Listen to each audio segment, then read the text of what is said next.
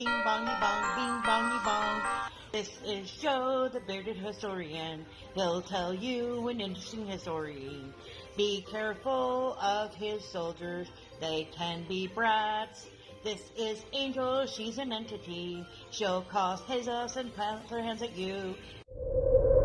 This is Sue, she likes spirits, not the alcohol. She's the reason this channel exists. This is David, he likes fire trucks. He's here occasionally. Bing bongy bong, bing bongy bong, bing bongy bong. We preserve his story. Are you ready? Someday. It's Wayback Wednesday. And we're talking about a historical event that happened this weekend. Ready? Here we go. Shout out time. Here's a shout out just for you. You support me, so I support you. This shout out is for our friend. Let's see who it is today.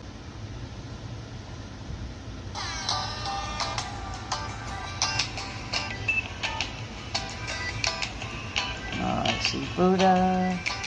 I see Stoll. I see Laura. I see Kathy. I see Wreath and Patty. Day camping. And Grumpy. Small. Patty and Goat.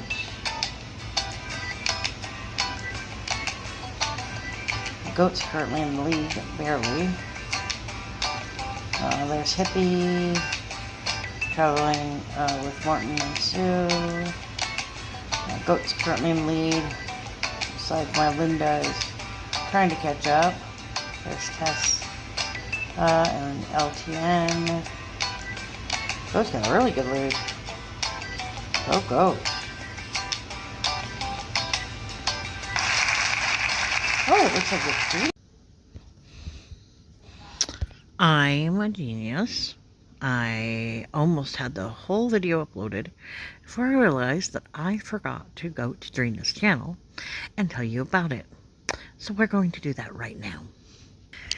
It says, helping kickstart new lifestyles through motivation, positive affirmation, and there's a whole bunch of hashtags.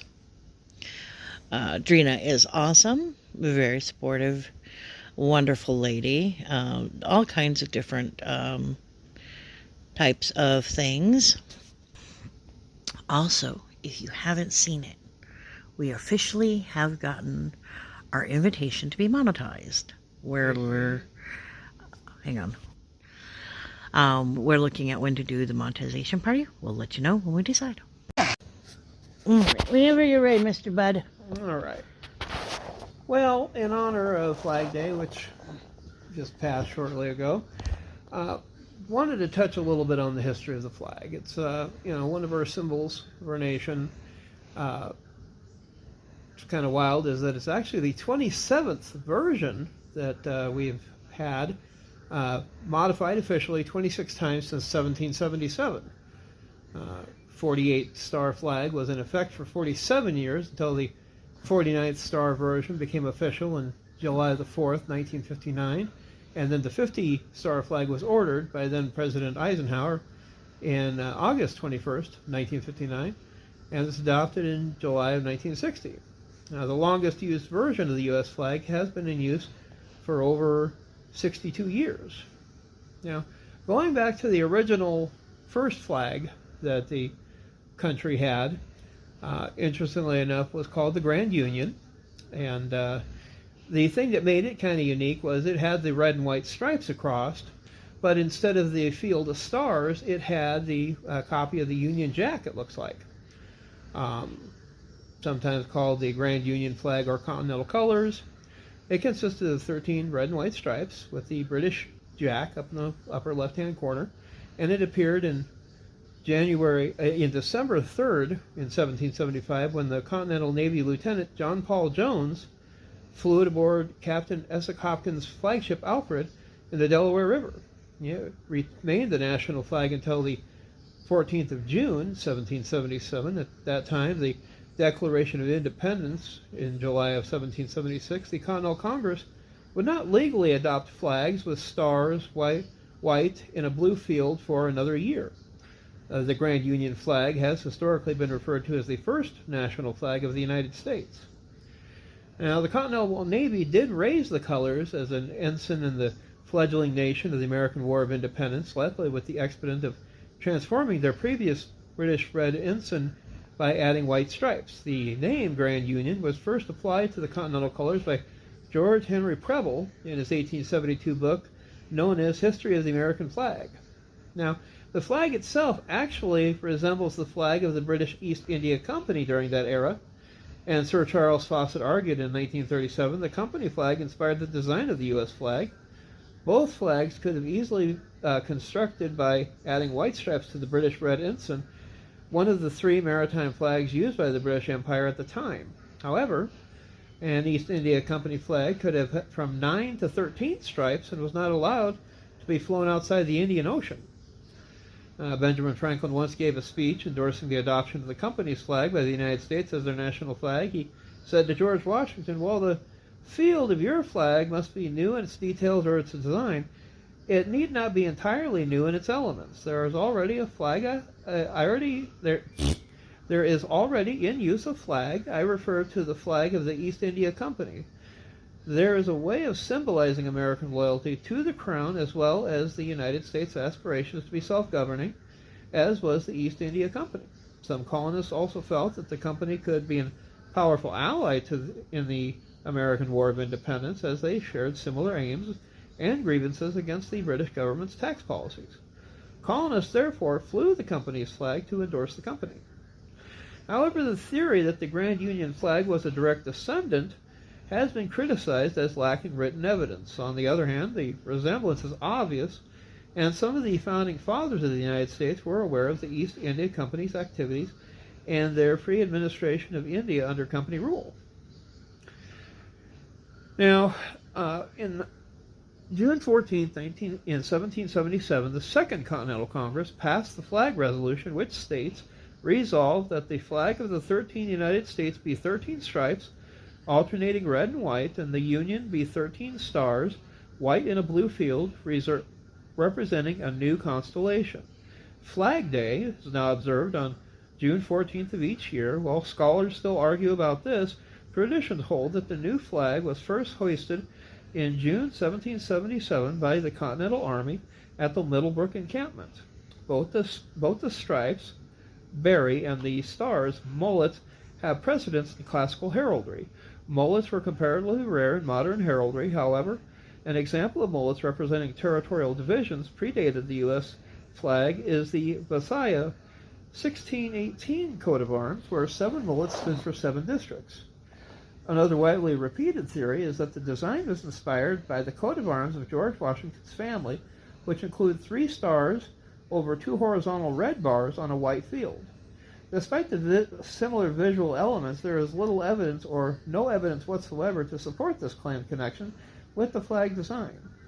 The digital encyclopedia of George Washington, published by the Fred W. Smith National Library for the Study of George Washington at Mount Vernon, calls it an enduring myth backed by no discernible evidence. The story seems to have originated with the 1876 play Washington, a drama in 5 acts by the English poet Martin Farquhar Tupper, and was popularized through the repetition of children's magazine St. Nicholas. Now, the first official U.S. flag was flown during battle was on August 3rd of 1777 at Fort Schuyler, or Fort Stanwix. During the siege of Fort Stanwix, Massachusetts reinforcements brought news of the adoption of the Congress of the official flag to Fort Schuyler. Soldiers cut up their shirts to make their white stripes. Scarlet materials to form the red were secured from red flannel petticoats of officers' wives, while material for the Blue Union was secured from Captain Abraham Startle's blue cloth coat. A voucher is extant that the Congress paid Startwood of Dutchess County for his coat for the flag. In 1777 resolution was probably meant to define the naval ensign. In the late 18th century, the notion of a national flag did not yet exist, or it was only nascent. The flag resolution appears between other resolutions from the Marine Committee. On May 10th of 1779, the Secretary of the Board of War, Richard Peters, expressed concern it has not yet been settled what is the standard of the United States. However, the term standard referred to the national standard for the Army of the United States. Each regiment was to carry the national standard in addition to its regimental standard, and the national standard was not yet a reference to the national or naval flag. The flag resolution did not specify any particular arrangement, numbers of points, nor orientation for the stars, or the arrangement of whether the flag should have 7 red stripes or 6 white ones, or vice versa. The appearance was up to the maker of the flag. Some flag makers arranged the stars into one big star, circle or in rows, and some replaced a state star with its initial. One arrangement featured 13 5-pointed stars arranged in a circle, while the stars arranged pointing outwards from the circle as opposed to up. The Betsy Ross flag. Experts have dated the earliest known example of this flag to be the 1792 in a painting by John Trumbull. Now, despite the 1777 resolution, the early years of American independence featured many different flags. Most were individually crafted rather than mass-produced. While there are many examples of the 13-star arrangement, some of those flags included blue stripes as well as red and white. Benjamin Franklin and John Adams, in an October 3, 1778 letter to Ferdinand I of the Two Sicilies, described the American flag as consisting of 13 stripes, alternately red, white, and blue, a small square in the upper angle next to the flagstaff, and a blue field with 13 white stars denoting a new constellation. John Paul Jones used a variety of the 13-star flags on his Navy ships, and those well-documented 1779 flags of the Serapis and the Alliance. The Serapis flag had three rows of 8-pointed stars with red, white, and blue stripes. I think that would be confusing. Yeah, no kidding. That's very colorful, though. The Serapis had 3 rows of 8-pointed stars with red, white, and blue stripes. However, the flag for the Alliance had 5 rows of 8-pointed stars with 13 red and white stripes, and the white stripes were on the outer edges. I'm trying to figure out what that would look like. I want to see a picture. Yeah. Let's see if I can find one. Both flags were documented by the Dutch government of October 1779, making them the 2 earliest known flags of the 13 stars.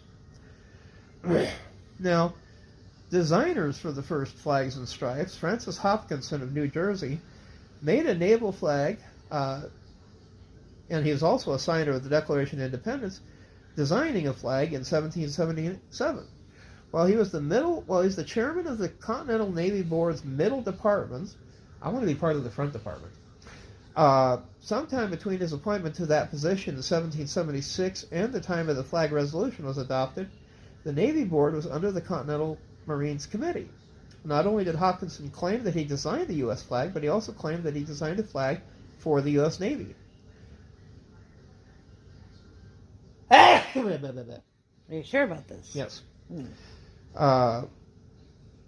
Nate Hopkinson was the only person to have made such a claim during his own life when he sent a letter and several bills to Congress for his work. These claims are documented in the Journal of the Continental Congress and George Hastings' biography of Hopkinson. Hopkinson initially wrote a letter to the Congress and the Continental Board of the Admiralty on May 25, 1780. In his letter, he asked for a quarter cask of the public wine as payment for designing the U.S. flag, the seal of the Admiralty Board, the seal for the Treasury Board, Continental currency, the Great Seal of the United States, and other devices. Well, he ain't pushy, is he? No. However, in 3 subsequent bills to Congress, Hopkinson asked to be paid in cash, but he did not list his U.S. flag designs. Instead, he asked to be paid for designing the Great Naval Flag of the United States in the first bill, the Naval Flag of the United States in the second bill, and the Naval Flag of the States in the third, along with other items. The flag references to the generic terms for the naval ensign Hopkinson had designed a flag of 7 red stripes and 6 white ones. The predominance of red stripes made the naval flag more visible against the sky on the ship at sea. By contrast, Hopkinson's flag for the United States had 7 white stripes and 6 red ones. In reality, 6 red stripes laid on a white background. Hopkinson's sketches have not been found, but they can make these conclusions because Hopkinson incorporated different stripe arrangements in the Admiralty, or Naval Seal, that he designed in the spring of 1780, and the Great Seal of the United States that he proposed at the same time. His Admiralty Seal had 7 red stripes, whereas his second U.S. Seal had 7 white ones. Now, Repkin remnants of Hopkinson's U.S. flag of 7 white stripes can be found in the Great Seal of the United States and the President's Seal. When Hopkinson was chairman of the Navy Board, his position was like that of today's Secretary of the Navy. The payment was not made, most likely, because other people had contributed to the designing of the Great Seal of the United States, and because it was determined he had already received a salary as a member of Congress. This contradicts the legend of the Betsy Ross flag, which suggests that she sewed the first Stars and Stripes flag at the request of the government in the spring of 1776.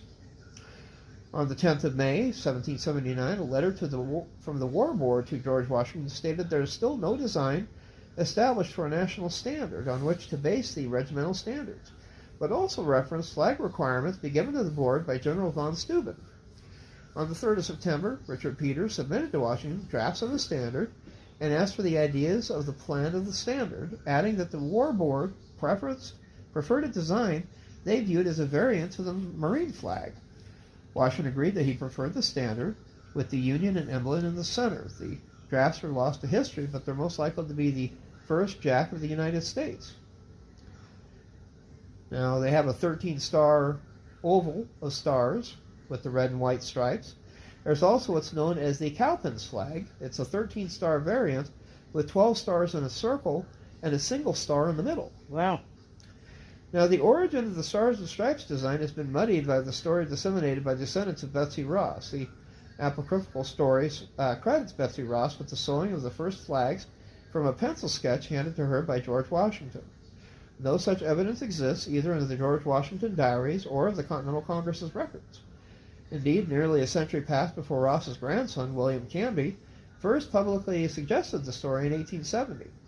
By her family's own admission, Ross ran a upholstery business, and she had never made a flag as of the supposed visit in June 1776. Furthermore, her grandson admitted that in his own search through her journals of Congress and other official records, failed to find corroborating evidence for the grandmother's story. Another tall tale. Oh, no, not a tall tale. Now, George Henry Preble states the 1882 text that there are no combined Stars and Stripes flags with the common use prior to 1777, and that no one knows who designed the 1777 flag. Historian Laurel Thatcher Ulrich argues that there was no first flag worth arguing over. Researchers accept that the United States flag evolved and did not have one design. Marla Miller writes, the flag, like the revolution it represents, was the work of many hands. The family of Rebecca Young claims she sewed the first flag.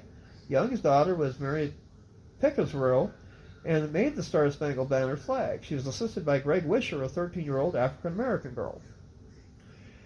Now, other flags that would slowly come along, as states would be joining to the Union. The first major update was a 15-star, 15-striped Star-Spangled Banner flag. And then there's also, historical tidbits. In 1795, the first increase of Stars and Stripes went from 13 to 15 when Vermont and Kentucky joined the States of the Union. For a time, the flag was not changed when subsequent states were admitted, probably because it was thought it would cause too much clutter. 15-star and 15-stripe flag that inspired Francis Scott Key to write the Defense of Fort McHenry, later known as the Star-Spangled Banner, which is now the American national anthem. That flag is currently on display in the exhibition, the Star-Spangled Banner, the flag that inspired the national anthem, at, where else would it be? The Smithsonian Institution National Museum of American History. We're going to get lost in there one of these days. If I went in there... I repeat, we're going to be lost in there one of these days. No kidding. Tie a rope around Joe. He's going in. Now, on April 4th, 1818, a plan was passed by Congress at the suggestion of U.S. Naval Captain Samuel C. Reed, in which a flag was changed to have 20 stars, with a new star to be added when each new state was admitted, but the number of stripes would be reduced to 13 in honor to the original colonies. This act specified the new flag design should become official on the 1st July 4th, following the admission of one or more new states. 1912, the 48-star flag was adopted, and this was the first time that a flag act specified an official arrangement of the stars in a cannon, namely 6 rows of 8 stars each, where each star would point upward. The U.S. Army and U.S. Navy, however, had already been using the standardized designs, and throughout the 19th century, different star patterns, both rectangular and circular, had been abundant in civilian use. And in 1960, the current 50-star flag was adopted, incorporating the change from the most recent, which was 49 stars to 50. We actually got a chance to see one of those up at Fort Meade. Yes. Of course, Hawaii and Alaska were added and prompted the debut of the short-lived 49-star flag. Now, interestingly enough, when Alaska and Hawaii were being considered for statehood, more than 1,500 designs were submitted to Dwight D. Eisenhower. Wow. Yeah, that's a lot of designs.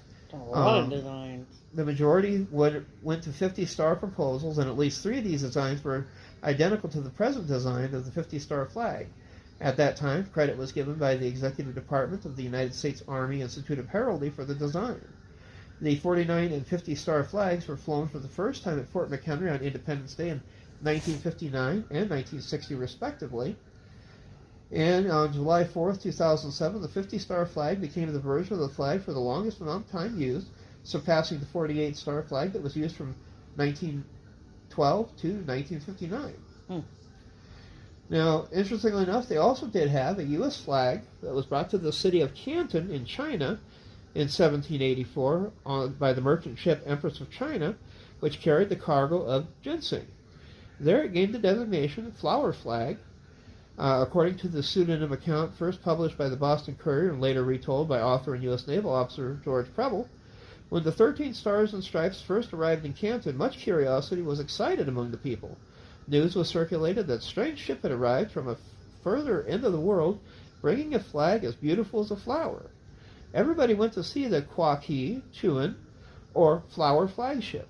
This name was at once established itself in the language, and America is now called the flower flag country. As an American flower flag countryman, It's hard to say. yes, a more complimentary designation than the red-headed barbarian, which was the name first bestowed upon the Dutch.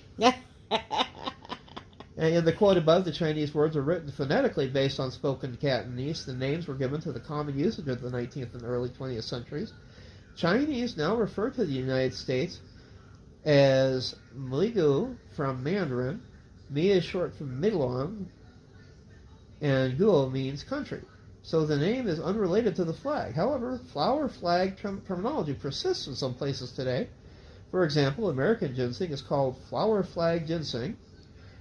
And Citibank, which operated a bank branch in China in 1902, is known as the Flower Flag Bank. Similarly, the Vietnamese use the borrowed term from the Chinese, with Sino-Vietnamese reading for the United States as Hoi Kui, or flower flag. The United States is also called Nuoc Mai in Vietnamese, before the name Migu was popular among the Chinese. Additionally, the seal of Shanghai Municipal Council in the Shanghai International Settlement from 1869 included the U.S. flag as part of the top left-hand shield near the flag of the UK, as the U.S. participated in the creation of this enclave in the Chinese city of Shanghai. It also included the badge of the Quanzhou Military Police in the international settlement of Guangzhou, Amoy. Now, President Richard Nixon presented the U.S. flag and moon rocks to Mao Zedong during his visit to China in 1972. They're now both on display at the National Museum of China. And the U.S. flag took its first trip around the world in 1787 to 1790 on board the Columbia.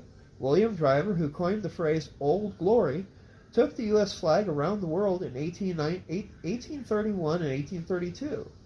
The flag attracted the notice of the Japanese when an oversized version was carried to Yokohama aboard the steamer Great Republic as part of a round-the-world journey in 1871.